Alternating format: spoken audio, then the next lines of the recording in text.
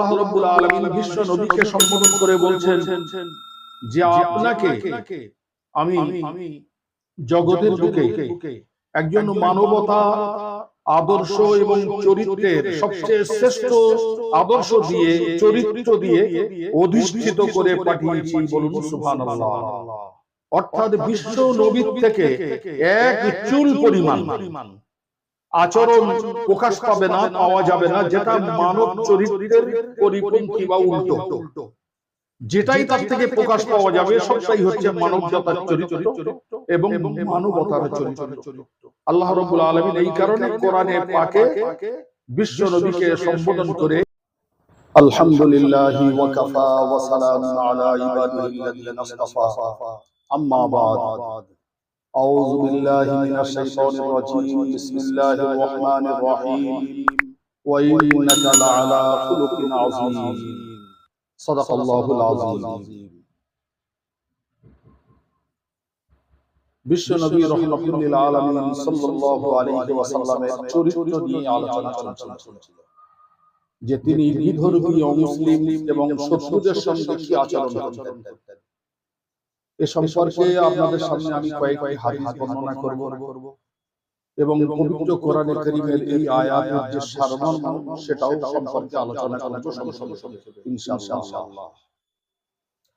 বিশ্ব নবী রাহমাতুল লিল আলামিন সাল্লাল্লাহু আলাইহি ওয়াসাল্লামের আদতে শরীফা এমন ছিল যে তিনি কোনো বিধর্মীর এবং কোনো দুশমন, কোনো শত্রু কারণ পক্ষ থেকে যদি কোনো কষ্ট পেয়ে থাকতেন তো পদুত্তরে তিনি কোনো প্রতিশোধ নিতেন না। এটাই হচ্ছে বিশ্ব নবীর চরিত্রের সবচেয়ে অন্যতম চরিত্র আদর্শ। সর্বদা তিনি যে ব্যক্তি জুলুম করে তার প্রতি জুলুম করত, বিশ্ব নবী সাল্লাল্লাহু আলাইহি ওয়াসাল্লাম তাকে ক্ষমা করতেন, তাকে মাফ করে দিতেন এবং প্রতিশোধ নেওয়া তো দূরস্থ, বরং উল্টে ইসলামের চরিত্র কি, আল্লাহ পাকের চরিত্র কি, একজন মানবতার চরিত্র কি সেটা তিনি দেখিয়ে দিতেন।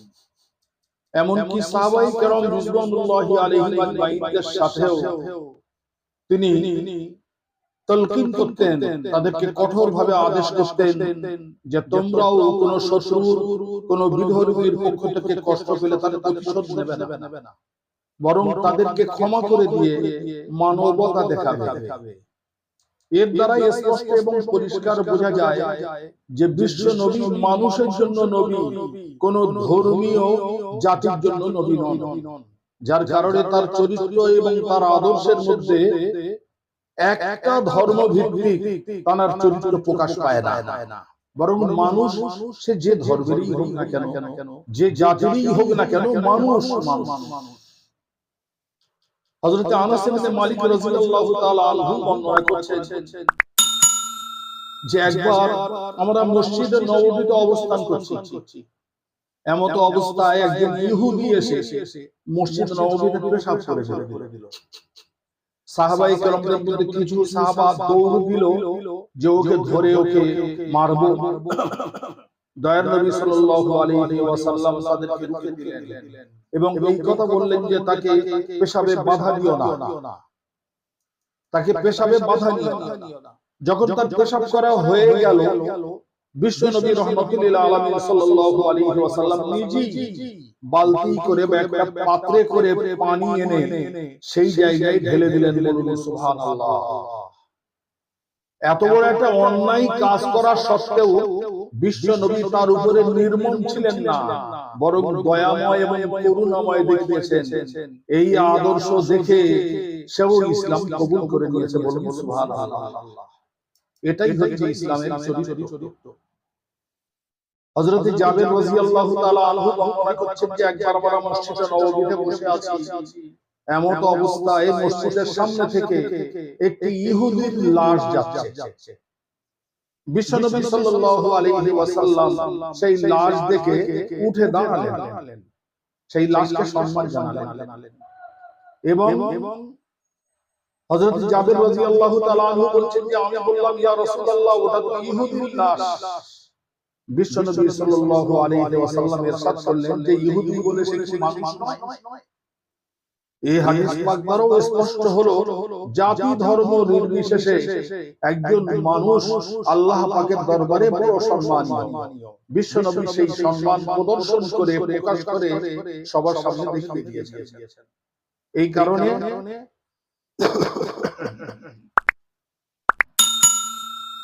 হাদিস শরীফের মধ্যে আরো এসেছে যে বনু তাই গোত্রের লোকেরা বিশ্ব নবী সাল্লাল্লাহু আলাইহি ওয়াসাল্লামের সঙ্গে তারা জিহাদ করেছিল।